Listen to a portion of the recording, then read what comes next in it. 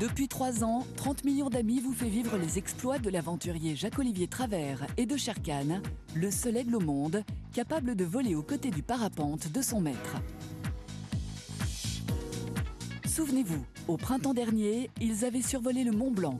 Des instants inoubliables sur le toit de l'Europe.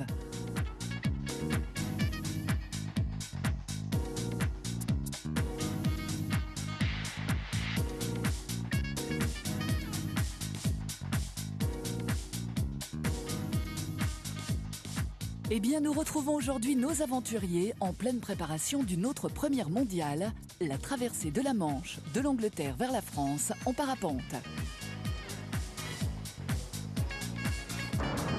Pour relever ce défi, l'aigle et son fauconnier vont être largués d'un hélicoptère, et ce, à plus de 4000 mètres d'altitude.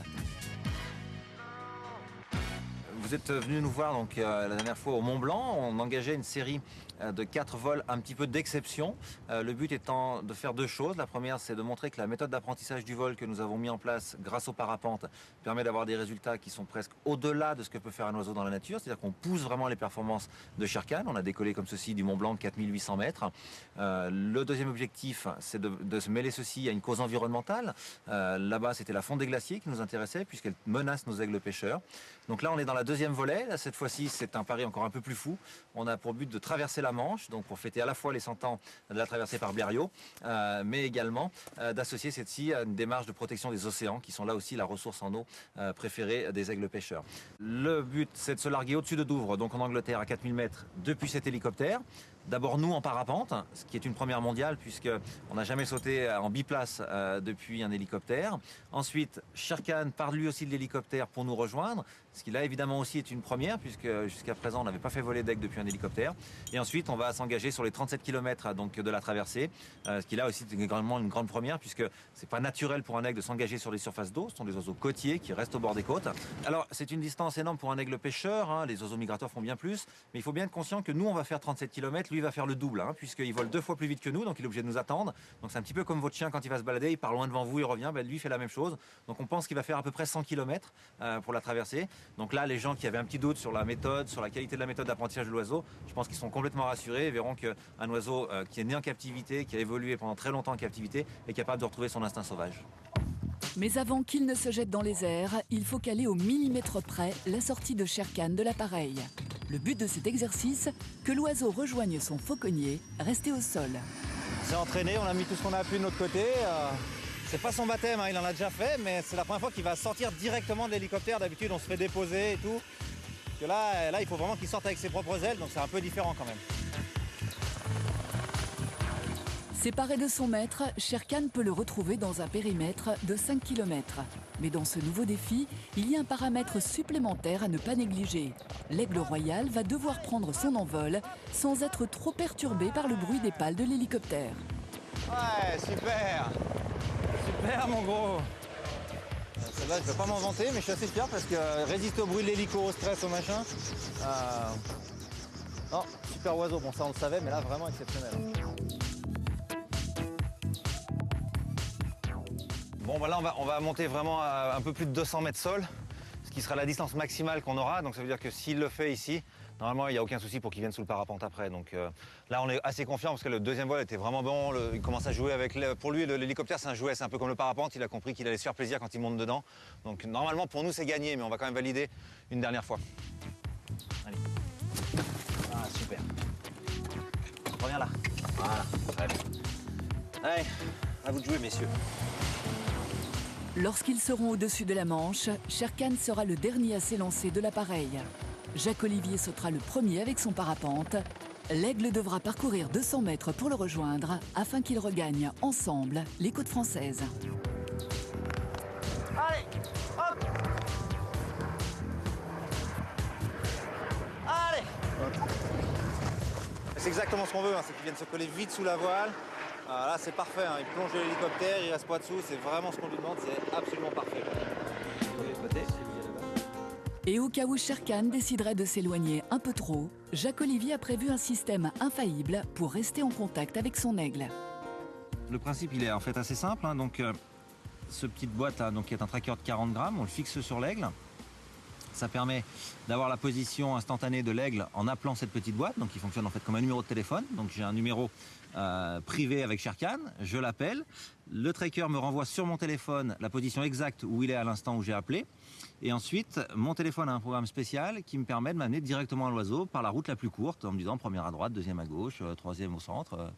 Si en plus j'ai du problème à le visualiser parce qu'il est dans la montagne, que c'est pas très facile d'accès, j'ai un logiciel sur mon ordinateur qui me permet, grâce au satellite, de le visualiser quasiment à l'arbre près. Donc c'est vraiment d'une précision assez diabolique, quoi.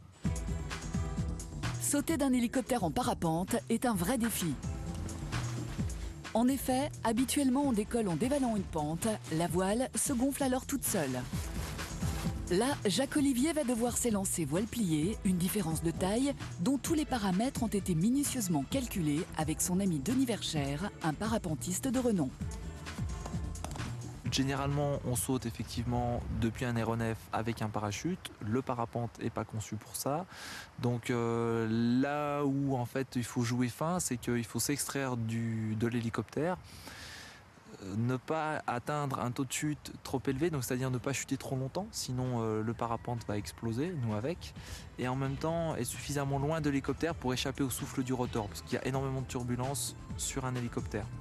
On peut avoir des risques de nœuds, on va dire, dans les suspentes, on peut avoir tout un tas de choses qui peuvent dégénérer sur ce qu'on appelle des incidents de vol.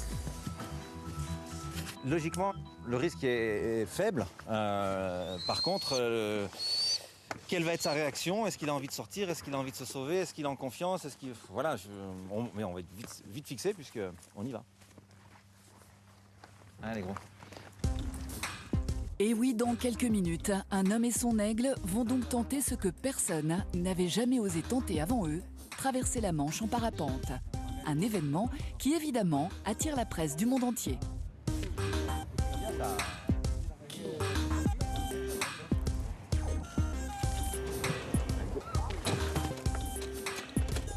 L'autorisation de décoller obtenue, l'équipe embarque dans l'hélicoptère pour rejoindre les...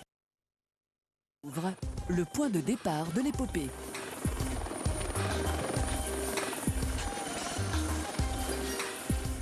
Top départ. À partir de cet instant, personne n'a le droit à l'erreur.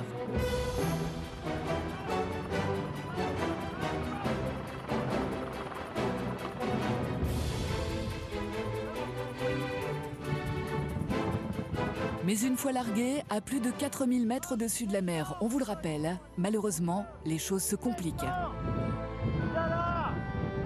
non, il faut pas que le mec il bouge, putain. Je dis quoi qu'il se passe, de pas bouger. Allez. Si Jacques-Olivier entre dans une telle colère, c'est qu'il assiste impuissant à une erreur humaine fatale. Ceux qui sont chargés de libérer Sherkan le contraignent à quitter sa cage de force, et ce, malgré les consignes d'avant-vol. Jean, c'est comme si tu l'entends faire n'importe quoi.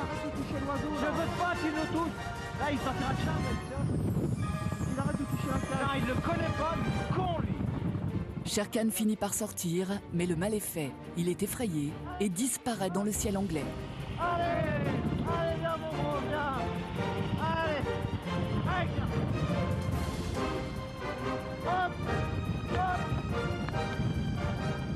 De retour sur la côte française, l'urgence est de retrouver Sherkan. Les pompiers sont prévenus de sa disparition. Super. Yes, merci les gars. Le seul truc qui m'a fait, c'est que je pas joindre mon tracker. Monsieur Travers. Donc nous on vient de traverser la Manche avec un aigle en parapente, mais l'aigle il s'est arrêté à la côte, donc il nous a pas suivis jusqu'au bout.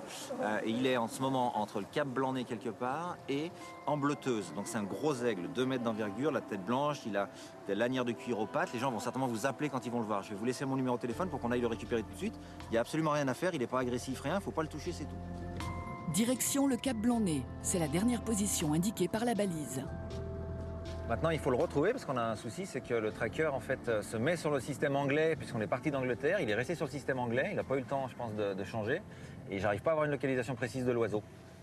Donc on va le chercher maintenant là où on l'a vu disparaître. Pour nous, c'était impossible de le suivre, hein. Il allait beaucoup trop vite. Donc on l'a suivi un peu des yeux, on a à peu près discerné où il avait disparu. Maintenant, c'est grand et il va falloir le retrouver. Oui, Alain? Tu l'as? Super. T'es où? La plage de 800? Ok, bon bah c'est super, merci Alain, bravo, ciao.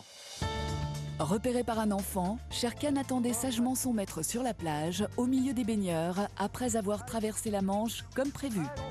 Tous les deux ont donc réussi leur exploit, mais chacun de leur côté. Alors ils s'offrent un dernier vol en duo pour le plaisir. Pour nous, ça fait du bien parce que ce matin, c'était frustrant. C'est frustrant de réussir à faire ce qu'on a fait parce que c'est vraiment un exploit aéronautique. Et il nous manquait juste Sherkan pour le partager vraiment et que ça soit la réussite absolue. Et en même temps, ben voilà, il est là cet après-midi avec nous. On a volé à l'arrivée où il s'est posé quelques kilomètres plus loin de lui tout à l'heure. Bon voilà, ça nous fait du bien. Ça nous fait du bien. Sherkan, ça reste un oiseau qui n'a pas été élevé par l'homme, qui est un peu craintif. Donc dès qu'il y a des choses qui sortent un peu de son ordinaire, comme ce matin, quelqu'un qui ne connaît pas, qui le brusque un peu, bon ben là, j'ai un peu de mal à lui faire répondre présent, mais sinon ça va très bien. Ouais. Aux dernières nouvelles, Sherkan et son maître ont déjà un autre projet plus fou encore, voler au-dessus des plus beaux lacs du Colorado. Évidemment, nous y serons.